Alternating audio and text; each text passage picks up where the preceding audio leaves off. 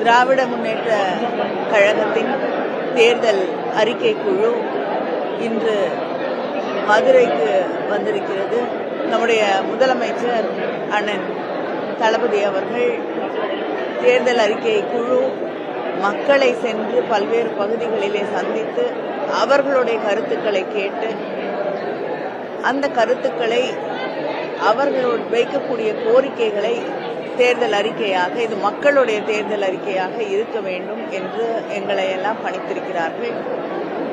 அதன் அடிப்படையிலே இன்று மதுரையிலே நடந்திருக்கக்கூடிய இந்த கூட்டத்திலே திண்டுக்கல், தேனி, விருதுநகர், மதுரையின் பல பகுதிகளிலிருந்து பல்வேறு அமைப்புகளை சார்ந்தவர்கள், விவசாயிகள், வியாபாரிகள், தொழில் முனைவோர், கல்வியாளர்கள், பட்டாசு தொழிலில் ஈடுபட்டிருக்கக்கூடியவர்கள் என்று பலதரப்பட்ட மக்கள் இந்த தேர்தல் அறிக்கை குழு கூட்டத்திலே கலந்து கொண்டிருக்கிறார்கள். அவர்களுடைய கருத்துக்களை, கோரிக்கைகளை எடுத்துச் சொல்லியிருக்கிறார்கள்.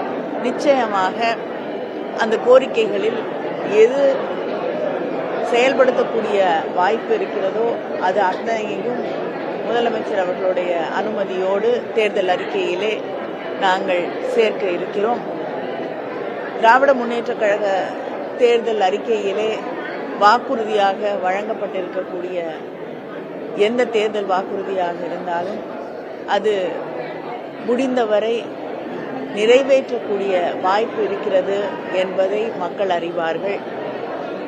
எப்பொழுதுமே சொல்வதை செய்யக்கூடியவர்கள் திராவிட முன்னேற்ற கழகத்தில் தேர்தல் அறிக்கையை உருவாக்கக்கூடியவர்கள் என்பது நம்முடைய முதலமைச்சர் அவர்கள் தான் சொல்லக்கூடியதை செய்வார். அது மட்டும் இல்லாமல் தேர்தல் வாக்குறுதியாக தராத எத்தனையோ திட்டங்களை ஒவ்வொரு நாளும் மக்களுக்காக தந்து கொண்டிருக்கக்கூடிய முதலமைச்சர் நம்முடைய முதலமைச்சர்.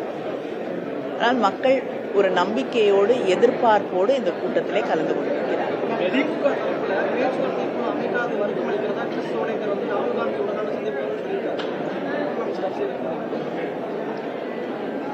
அவங்க ரெண்டு பேருக்கும் நடந்த உரையாடல்ல என்ன சொல்லியிருக்காருன்னு உங்களுக்கு எப்படி தெரியும்?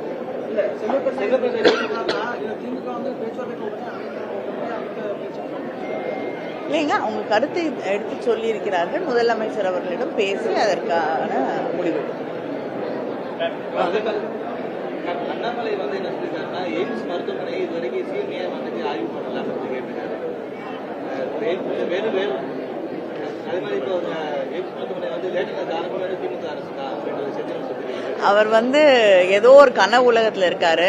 எதுவாக இருந்தாலும் ஒன்றிய அரசாங்கம் நிதி கொடுப்பதில்லை, பல காரணங்களுக்காக திட்டங்களை நிறுத்துகிறார்கள். இப்படிப்பட்ட ஒரு சூழல்ல தமிழ்நாடு அரசாங்கத்து மேல பழி போடுவது, எந்தவித ஆதாரமும் இல்லாமல் கண்மூடித்தனமாக பழி சுமத்துவது, தயவுசெய்து என்ன உண்மை என்று தெரிந்து கொண்டு பேசட்டும். பிரஸ்ஸை பார்த்தா எதை வேணாலும் சொல்லலாம் அப்படிங்கிறது நிச்சயமாக நியாயமாக இல்லை.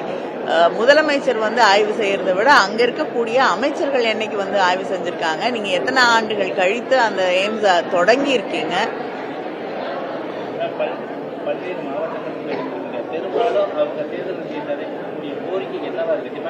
இல்லைங்க, ஒவ்வொரு மாவட்டத்திலையும் இருக்கக்கூடிய எதிர்பார்ப்புகள், தேவைகள் அப்படிங்கிறது வெவ்வேறாக இருக்கு. இப்ப ராமநாதபுரத்துல மீனவர்களுடைய கோரிக்கைகள் அதிகமாக இருக்கும். அது மாதிரி ஒவ்வொரு டிஸ்ட்ரிக்ட்லயும் அவங்களுடைய அங்க இருக்கக்கூடிய மக்கள், அவங்களுடைய இப்ப தஞ்சாவூர் பகுதிகள் விவசாயிகளுடைய கோரிக்கைகள் அதிகமாக இருக்கும். அதனால ஒவ்வொரு பகுதியிலும் வெவ்வேறு விதமான வேறுபட்ட கோரிக்கைகள் தான் வந்துட்டு. மதுரையில இன்னும் கொஞ்சம் இண்டஸ்ட்ரீஸ் வேணும் அப்படின்னு கேட்டிருக்காங்க. மற்ற விஷயங்களை வந்து நீங்க தேர்தல் அறிக்கையிலே நிச்சயமாக பார்க்கலாம். கடந்த முறை உங்களுடைய தேர்தல் அதுல மதுக்கடைகளை வந்து படிப்படியா குறைப்பதாக சொல்லுவீங்க. இப்போ நீங்க பார்க்கக்கூடிய மக்கள் எல்லாம் மதுக்கடைகள் சம்பந்தமா எதுவும் கோரிக்கை வச்சிருக்காங்க? இல்ல, இன்னைக்கு யாருமே வைக்கல. அதே மாதிரி இப்போ கடந்த 5 வருஷத்துல வந்து சிறுபான்மையினருக்கு வந்துட்டு என்ன மாதிரியான கடந்த 5 வருஷத்துல சிறுபான்மையினருக்கு வந்துட்டு என்ன மாதிரியான திட்டம் வந்து வெள்ள அறிக்கை ஒழுங்கு சொல்லி அண்ணாமலை கேட்கிறாரு. எதுவுமே பண்ணல அவங்க அப்படின்னு சொல்லி. இல்லைங்க, அவர் பாவம் அரசியல்ல இருந்தே ஒதுங்குறேன்னு சொல்லிட்டாரு. அப்புறம் ஏன் அவரை வம்புக்கு இழுத்துட்டு இருக்கீங்க? சிறுபான்மையினருக்கு பாதுகாப்பாக இருக்கக்கூடிய ஒரு மாநிலம் தமிழ்நாடு. அவங்களுடைய ஆட்சியில இருக்கக்கூடிய பிஜேபியில இருக்கக்கூடிய ஆட்சி செய்து கொண்டிருக்கக்கூடிய எந்த மாநிலத்துல சிறுபான்மையினர் நிம்மதியாக பாதுகாப்பாக இருக்காங்க அப்படின்னு சொல்ல சொல்லுங்க. அவரை ஆய்வு பண்ண சொல்லுங்க.